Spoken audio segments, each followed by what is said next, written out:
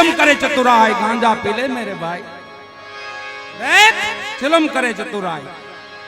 कई चिलम नी बात करी काया चिलम तेरी खूब बनी है अक्ल का कंकरा लगाए देख चिलम करे चतुराई गांजा पी ले मेरे भाई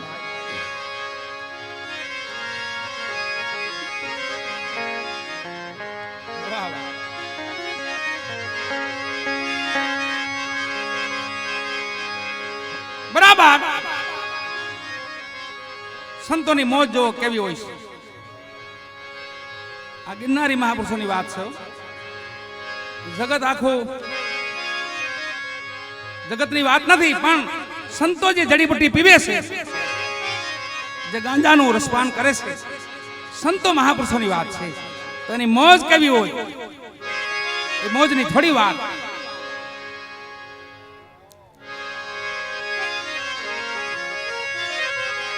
भगवान विष्णु भगवान ने बे पार्षदों मोकल्या जाओ मृत्यु लोक में आटो मारता हो मारा साधुड़ा मारा भक्तो मारा संतो कोई दुखी नहीं ने पार्षदों विष्णु भगवान ना पार्षदों विष्णु भगवान जेवा चार हाथ से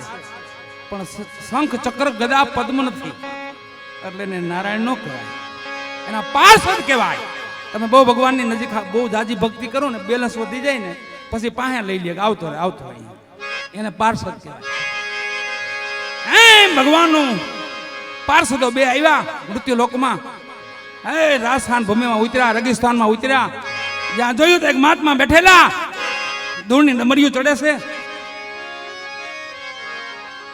ધૂળની ડમરીઓ ચડે છે આજુબાજુ કોઈ માણા નથી ક્યાંય જાડવું નથી અને પાર્ષદો ત્યાં જઈને કીધું बापू जय सियाराम नमो नारायण कौन भाई हमें पार्षदों से भगवान ना विष्णु भगवान ना पार्षदो हाँ पधारो पधारो पधारो पधारो हूँ भगवान कई संदेशो कीधु आ कई दुखी हुई तो क्यों तो दुख तो बहुत मोटू है अँ पानी नहीं मळतुं कोई माणा नहीं आवता अने कई धूळ उडे से लीलू कई नहीं खरसी पानी ना कई नहीं कोई वांधो बीजू कई नहीं प्रभु बस आटली संदेशो भगवान आपजो आगळ हाल्या पछी आ बाजू आव्या पंचाळनी भूमि बाजू अमारा पूछी बापू जेवा तुलसीदास बापू जेवा माइकमां बैठेला अने पूछ्यो बापू कई तकलीफ खरी के भाई एक तकलीफ छे अहींया मोटी बीजी तो लीला लेर छे पण का तो फटकनो माल हारो मळी जाय तो भारे मजा आवी जाय तो लीला लेर थई जाय मारे बीजू कई नथी जोतुं बीजू कई तकलीफ बापू को नहीं भगवान ना पार्षदो छो ने भगवान ने कहीजो कदी फटकनो माल हारो वाड़ी महिलो लीलूड़ो गांजो मोकलावे या पासा वैकुंठपुरी में आओ भगवान ने कीधुं कई समाचार लाव्या संतो भक्तो ना हा प्रभु बे माइटमा से दुखी से हूँ दुख से एक रेगिस्तान में रहे रण में ત્યાં કઈ છે જ નહીં કોઈ સગવડ જ નથી નથી પાણી નથી કોઈ માણા નકરી ધૂળની ડમરીઓ ચડે છે નથી કોઈ ઝાડવું નથી ખરસી પાણીના ભગવાન કે તથાસ્તુ અને બધું સારું થઈ જાય બીજા માહિતમાં એ માહિતમાં એક ડુંડાનું કીધું पिए कोई ज्ञान गांजे की कली तब देखे परमेश्वर की गली पिए कोई ज्ञान गांजे की कली कली नु कीधु प्रभु बीजू कई मांग्यू नहीं कई नहीं एक कली नु कीधु कोई वांधो आलियो ढूंढू वाड़ी माइलो आया रेगिस्तान में उतरा तो माइक में जो गाड़ी ना थप्पा लागी गया माणस कोई पार नहीं आजूबाजू में बगीचा थी गया એટલે પારસો તે ભૂલા પડી મારો દીકરો આવેલું રણમાં આવ્યા હતા ઈ જ આશ્રમ છે માઇકમાં જો ઈ જ માઇકમાં હા ઈ જ આઈકમાં તો માઇકમાં હવે કેમ છે અરે લીલા લહેર પણ ભગવાને ત્યાંથી એક સંદેશો આપેલો સંતોને કીધું કે મારો સંદેશો આપજો અમને કે હોયના નાકામાંથી સહસ્ત્ર ઊંટ નીકળી જાય હોયના નાકામાંથી સહસ્ત્ર હાંડિયા નીકળી જાય હાંડિયા कोई ना नाका माथी आटलो संदेशो आपी दीधो आने बराबर बधुं जोई जाणी तपास करीने कीधुं के तमने भगवाने संदेशो आप्यो के शुं संदेशो आप्यो કે તમને એમ કીધું છે કે હોયના નાકામાંથી શસ્ત્ર ઊંટ નીકળી જાય. તો આને હશે ભગવાને કીધું તો સાચું હોય ને કે ખોટું થોડું હોય. નીકળી જતા છે ભાઈ, નીકળી જાય હો. આટલું કઈ પાર્ષદો વહી ગયા, આવ્યા આપણી ભૂમિ માથે આવી અને જે કલી હતી ગાંજાની કલી વાળા મહાત્માને મળ્યા બાપુ જેવાને કે બાપુ તમારે આલ્યું આ ડુંડું. બાપુ એકદમ બનાવી ગોલી ચડાવી, પછી ચલમ કરે ચતુરાય ગાંજા પીલે મેરે ભાઈ. ચલમમાં ગોલી ચડાવીને એકદમ માર્યો, બીજો દમ ને ત્રીજા દમે માઇકમાં થયા બેઠા. આમો કે માઇકમાં ભગવાને સમાચાર આપ્યા, તમને સંદેશો આપ્યો. શું સંદેશો છે કે હોયના નાકામાંથી શસ્ત્ર ઊંટ નીકળી જાય માઇકમાં. તો માઇકમાં ને મોજ એવી છૂટી ગઈ ને કે અરે શસ્ત્ર ઊંટ નું કીધું ને કે હા जाओ भगवान को बोल दो सहस्र ऊंट नहीं सारी दुनिया निकल जाए. हांडिया नो हूं आवे एवो दम लागी गेलो, आखी दुनिया निकली जाए.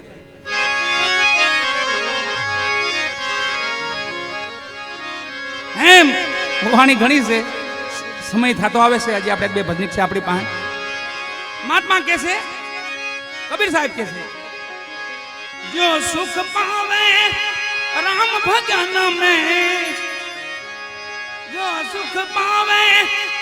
राम भजन में, ओ सुख नाही अमीरी में मन लागो यार.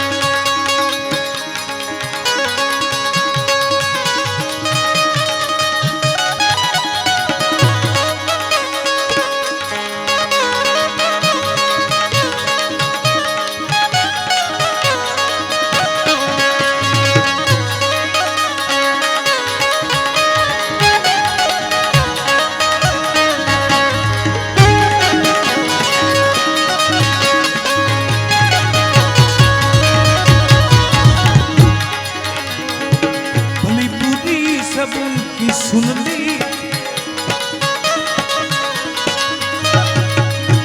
बुरी की सुन ली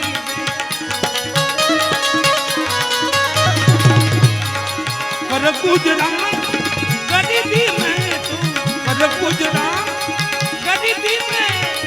कर गुजरात गरीबी में मन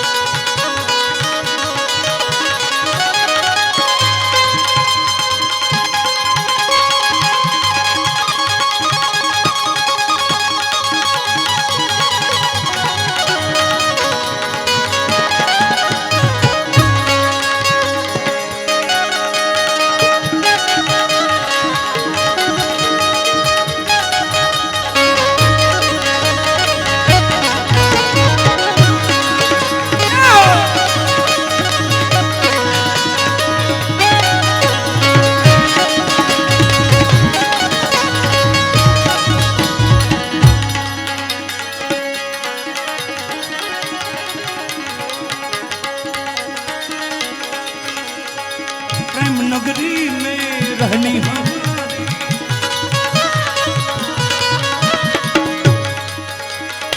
प्रेम नगरी में वाला रहे हमारी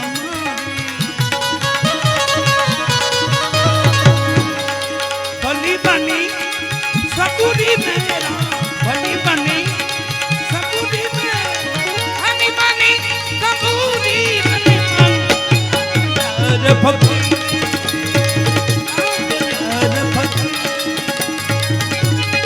अरे भक्ति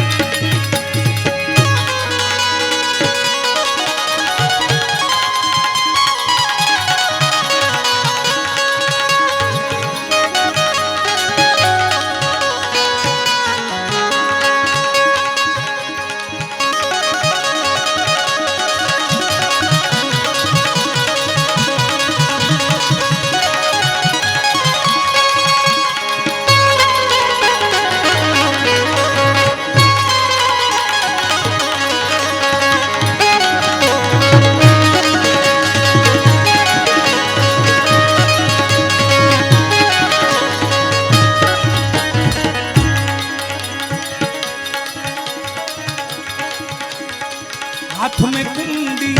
बगल में हाथ में कुंडी वाला बगल में